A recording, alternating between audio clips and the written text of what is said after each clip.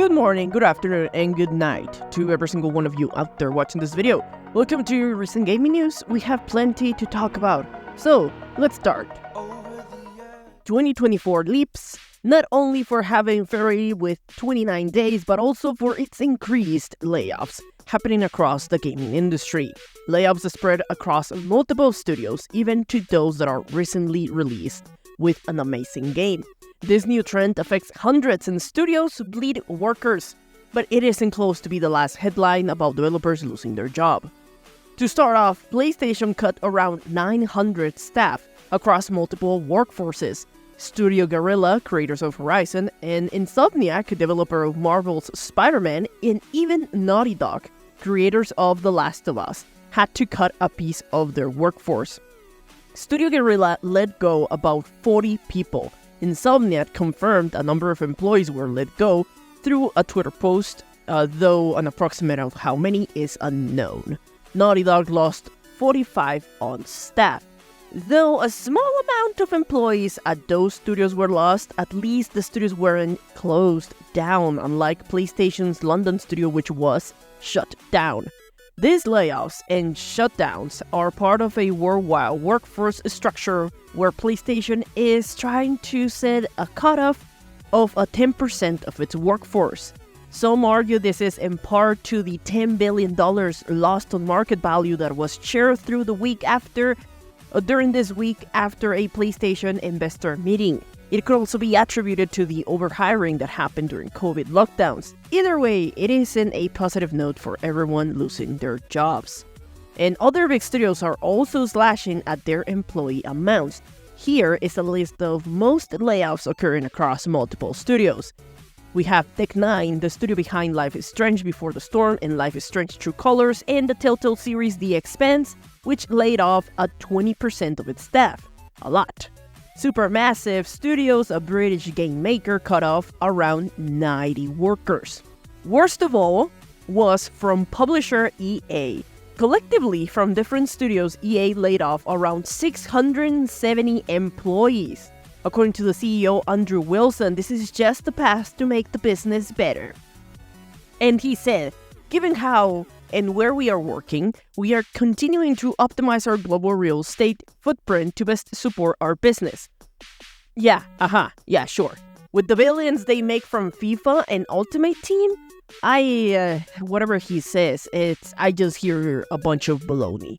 Alongside these staff layoffs, some games have been cancelled as well, as studios that were behind some of those projects have been closed down. For example, EA cancelled a Star Wars first-person shooter made by Respawn. No, they didn't close Respawn, but they did shut down the game. In the case of another future Battlefield single-player game developed by the now shut-down Ridgeline Games, which was actually created just for the purpose of creating this game. So, completely shut down. 2023 had a total of 10,500 layoffs, and unfortunately 2024 is barely starting off and it already has a total of 7,800 layoffs. So terrible times and probably not the last ones. If you want to stay informed about every layoff happening in the gaming industry, because I only talk about a couple of them, I'll leave a link to a website that updates the amount of workforce cuts happening across multiple platforms on gaming.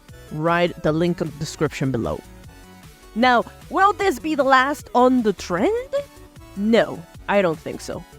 Worst is probably still coming. It won't be the last we see of big cuts, because March is the end of the first quarter, normally when companies are going to start seeing how their investments are going. And I feel more layoffs will be incoming alongside it, either from studios that haven't been doing well, or studios that are overhired during COVID, or any other mismanagement that's been going on, like Embracer, for example. Now, while EA I accuse it of terrible management, it also didn't do well last year. Well, with some of their biggest games, especially Immortals of Avium, which cost almost $1 million to make. I think it was even $1 billion. But their games, Wild Hearts and Immortals of Avium, cost more than what the games actually sold for. While neither game was terrible, like Golem or Kong, They didn't pop out as unique in a year where great games were hitting one after the other, so that didn't help a lot. And of course, a lot of games that were delayed under the lockdown and COVID are finally coming out, and the market is getting oversaturated of releases. Let's just look at 2023, and I feel 2024 is going to be very similar because a lot of great games are coming out one after the other.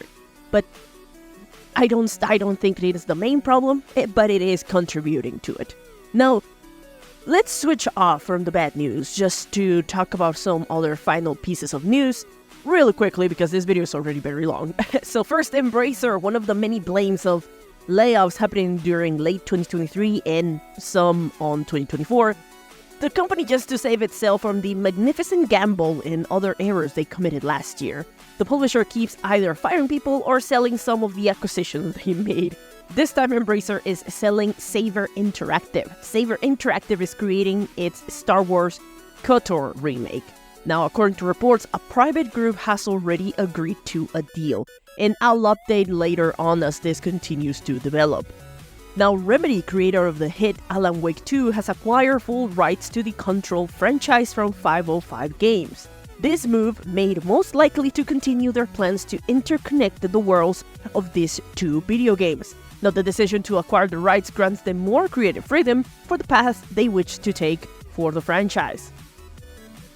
In another news, Crash and Spyro remake developer Toys for Bob decided to leave Activision and Microsoft. The developer published the following letter on their website. "We are thrilled to announce that Toys for Bob is spinning off as an independent game development studio. Over the years, we've inspired love, joy, and laughter for the inner child and all gamers. We pioneer new IP and hardware technologies in Skylanders. We raise the bar for the best-in-class remasters in Spyro Reignited Trilogy. We've taken Crash Bandicoot to innovative, critically acclaimed new heights. With the same enthusiasm and passion, we believe that now is the time to take the studio and our future games to the next level. This opportunity allows us to return to our roots of being a small and nimble studio. To make this news even more exciting, we are exploring a possible partnership between our new studio and Microsoft. And while we are in the early days of developing our next new game, and a ways away from making any announcements, our team is excited to develop new stories, new character, and new gameplay experiences. Our friends at Activision and Microsoft have been extremely supportive of our new direction, and we are confident that we will continue to work closely together as part of our future. So keep your horns on and your eyes out for more news.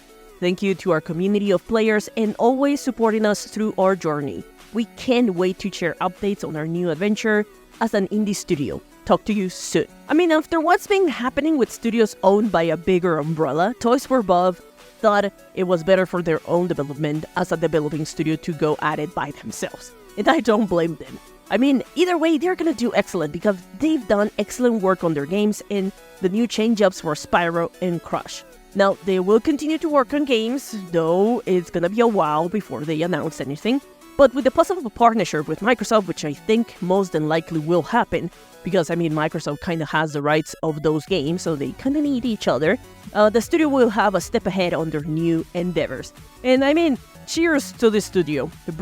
I'm just gonna say, bring us more Crash games. I still want a remake of Crash Bash. Please. Now, final updates.